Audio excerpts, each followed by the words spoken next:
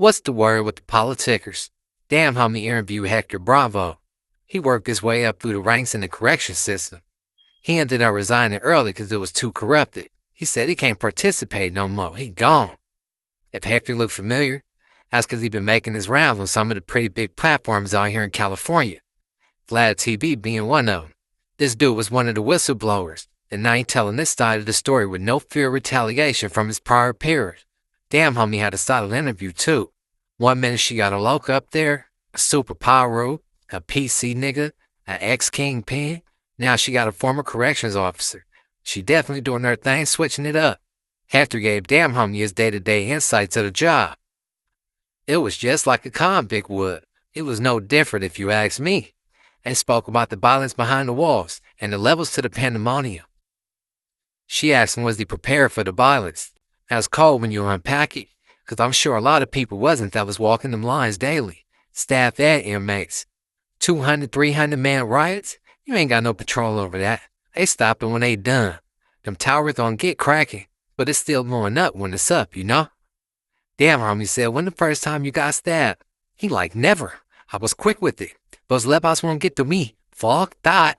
Hector said his antennas go off. He know when somebody bumped. Can't bullshit a bullshitter, huh? 20 years in the field, you gonna be sharp at the tack, or you won't make it. Simple as that. The California Department of Corrections 3 years ago, after working for the department for 16 years, and pretty much because I saw corruption and all kinds of crazy stuff behind the walls. What was the final straw that made you say, I have to quit? Like, I can't take this? There was a lot. There was a lot. But I would say when they began to mix general population inmates with protective custody inmates, pretty much mixing enemies together so they can kill each other. Why do you think they're doing that? I think they are doing that to retaliate against the prison gang members for winning their lawsuit to get out of the SHU, the security housing unit. You know, all the gang leaders of every organization, they did a hunger strike in like 2012, so they got out in 2014, 2015. I think this is the way to get back at them. Was it a lot more violence that you saw? Oh yeah. Oh yeah. Like, you know, prison kind of is always and will always be violent. But before that, it was kind of a method to the madness. You know, it was kind of normal violence that comes with prison. When this began, what it did, it created violence on a whole nother level. Even to the points where inmates were now beginning to attempt to murder correctional officers so they can preserve their own life, self-preservation. But why would they need to kill a CO for that? Because if we as COs are going to escort an inmate to a yard full of his enemies where he's going to get killed, it's much easier for him to just hit a cop, stab him in the neck, and get it over with. And then we're going to take him to the hole. And then after the whole, he just gets moved somewhere else where his Yeah. enemies aren't. Oh, because if they get there and they don't want to fight, then they look like pussies, and then the gang disowns them. So they kind of have to take it out on you in a way so that that doesn't happen. Correct. I started in 2006, almost 20 years ago, at the age of 22. So my mindset was different. I had just gotten out of the military. I had just gotten back from a deployment to Iraq. So basically at the time I was more looking to like be in law enforcement and kind of just earn a pension. Yeah. It wasn't until years later where I developed as a man, where I got to see everything for what it was. So when you first went to work there, what was your thoughts? Like, okay, it's a good paying job. Did you know how violent it was going to get, or were you not prepared for that? Back then it was a us versus them mentality, the inmates versus the CO mentality. There was definitely a hard line in the sand. At that time, lifers were not going home. If you had life in prison, at the time the law was you were never going to parole. That would eventually change, but during the period of time we're talking about, it was extremely violent. A lot of race riots. You could have 200-man riots, 300-man riots, murders, attempted murders. So basically my job was to like quell the violence, which I found to be fun at that young age. It was right up my alley. Yeah. How long were you doing the job before you got stabbed for the first time? No, I never been stabbed. Oh shit. Okay. Never. Hell nah. I'm quick with it. Like no. I mean, anybody can get stabbed, right? But I made it a point to not get stabbed. Like always looking around, always keeping dudes at an arm's distance. Yeah. And if you're nice, I mean, people don't go out of their way to do that, really. It don't matter if you're nice or mean. If you're gonna get stabbed, you're gonna get stabbed. I heard you can't be too nice because I've heard from a CO that he tried to be nice, and then the inmates basically got on him to like start bringing drugs in for us, or we're gonna do something to you. So he had to basically them versus me type of thing. So you're correct. Basically, if you're just respectful, firm, and fair and consistent, you'll be fine. You'll be all right. It's when people start going too far either way where problems start happening. In his mind, he's like, I'm never going home. Fuck it, neither are you. That happens sometimes. Yeah, for sure, 100%. As a man, have you ever wondered, like, when you see a female CO, like, why are you doing this job?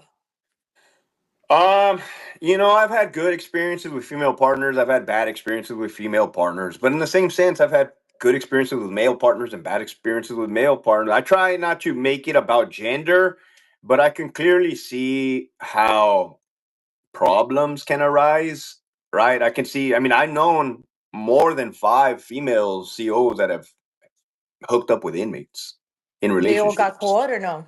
Yeah, yeah. Damn, was there ever one that didn't get caught and you're like, damn, how did she do that? Currently, there's one to have been. Currently, there's a rumor. I mean, there's a rumor about the Menendez brothers. There's one still out there doing her thing. See, I don't understand that whole thing, like them trying to go home. I'm sorry, but if you could kill your own parents, what the fuck are you gonna do to me? Like, I don't trust people like that. So, you don't you know what I mean? you Like, don't trust people that kill their parents. Me neither. I'm saying like they do not need to be released. I don't wish jail on nobody, but people that kill their own parents, like I God get it. damn, like I definitely don't want y'all in this society. Like, so Kim Kardashian needs to like go find someone else. I know a lifer that needs to come home, not them. Facts. I know lifers that would deserve to come home as well, and that's what I'm vocal about because I was at the prison where the both Menendez brothers were. You know, Yeah. and I'm not trying to ride their coattails, but like that was relevant information to what we're discussing. What was that like being around them? I avoided them because Yeah. I can feel their manipulation tactics. I heard that Um, in your Vlad TV interview. I'm very good at reading people. Through 20 years of experience, I'm very good at reading people. I can tell when somebody's bullshitting and when somebody's not. So that helps working in a prison. You think you learned that working in a prison? You think that helped you with that? Like, Absolutely, yeah. And it's kind of weird because now I'm a civilian, meaning I don't have any ties to the job. And I do talk to previously incarcerated people, former prisoners, former inmates, and I do get that right and that opportunity now to be able to speak to them on a neutral playing field, and it's reciprocated, right? Because at one point in time they couldn't talk to the police, yeah. but now that we're no longer a part of that game, like I just want to make it clear that it is a certain environment where you kind of do have to separate yourself. Yeah. What is some of the corruption that you've seen? Oh man, for the mixing of the inmates, the enemies, after we told them don't do that, don't do that. And a lot of people, you got to understand that we had no idea what was happening. They didn't tell us what they were going to do. They just told us to do it. We started doing it. We brought all the problems up to their attention and they didn't care. They didn't care at all. Like they don't care about human lives at all. So, yeah, because it's all a business to them. It's like it's the biggest business there is. That's why they're putting so much money into these prisons. I'm starting to see that more now, because the longer I stay away from that place, the bigger perspective I get. And, there's a lot of like self help groups or prison groups that want to help, but a lot of them are all about the money, right? Yeah. They're not so much about the actual rehabilitation of each individual. Because if they really wanted to rehabilitate people, they would get everybody therapy. Facts. And that's one thing you can't even get like that in prison. You have to ask like to see mental health. And the mental health could be too busy to see you because there's a million other people that want to see mental health. I would say it's like the application of the way things are being applied because there is mental health in prison and there's a lot of it. But I believe, some inmates fake so that they can talk to the mental health. Some mental health professionals will add on certain like things just to keep the system going. Yeah. Because they're using mental health to get out of that yard so they don't get beat Facts. up. So they go to the EOP yard Yep. because they don't want to go to a SNY yard because then Yep. people are really not going to fuck with them no more. This way they're going to say, oh, but I'm on medication. You could be on medication and be on the main line. Those are the wildest yards too. Those EOP yards are wild. You know, and my first, Why? because I But did, everyone's on medication. You would think they'd be calm. not only are they on medication, but they're on bath salts, meth, freaking spice, fentanyl, heroin. Is just out of control. Yeah, I seen yesterday somebody in prison sent me a video of somebody on off spice being taken away by like it was like 20 officers basically, and he was like bugging out.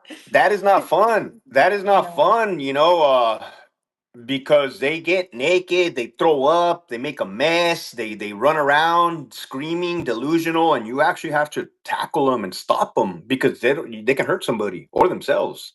Yeah, and then I heard you could get like a shit bomb thrown at you if you try to help them. So it's It like, all of that, even like overdoses, because inmates overdose daily, all day, every day yeah, they overdose. And you know, there's times where officers, correctional officers, will do CPR and mouth to mouth, because we have a shield, a barrier.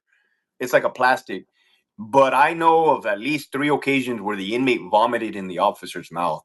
wow. And Yeah. they have to do this because I'd be like, yeah, am I getting like a bonus for this? Like, why am I the one doing this? Well, I would tell the officer, like, hey man, did you really have to put your mouth near there? Like, you just do the chest compressions. Yeah, I don't know if I, oh, but with the women, it's like with a man, I feel like a man really does want to help or feels like he could handle it. With women, I for some reason always feel like if a woman gets that job, it's for bad reasons. It's never because even speaking to people every day in prison, I almost feel like I'm there, you know? So it's like as a CEO, you might almost feel like you're in there with You them. do. Yeah, like it starts to feel after a while, did you almost feel like, damn, like this is just too hard just being here. It's like depressive. It was. I mean, realistically, a correctional officer, when they go in, those gates are shutting behind them too. You know, they cannot open the gate unless they yell at the tower. You cannot bring your own personal cell phone inside of the prison. It's considered contraband. So you can't call home. You can't check on your family. Like if an emergency happens, they got to contact you through the prison. So I do understand that we do get to go home at the end of the day, but it still sucks to be in there. He was behind them walls as an officer since he was 22 years old. That's plenty of transitions he's seen right before his very eyes, from the hunger strikes to them combining the bad peoples with the good peoples, as Braves would say. When the violence got out of control and they realized what was going on, why, oh no, he ain't supposed to be over here with him. They hurry up and tell you to the higher ups. They was like, man, we don't care. Damn right they don't. They up there greasing palms and pockets without a care in the world. Mental health and safety the last thing on their mind. They want to control through chaos, not peace and tranquility. It's supposed to be a form of rehabilitation. But prison is prison, man. Plain and simple. The dope keep flowing and the shanking still going. This dope Hector sat down with DamnHomie. Hopefully she keep it going. Keep leveling up with her guests, you know? Let me know what y'all think of this interview, and if y'all familiar with his story or campaign. Political street views? No fake news.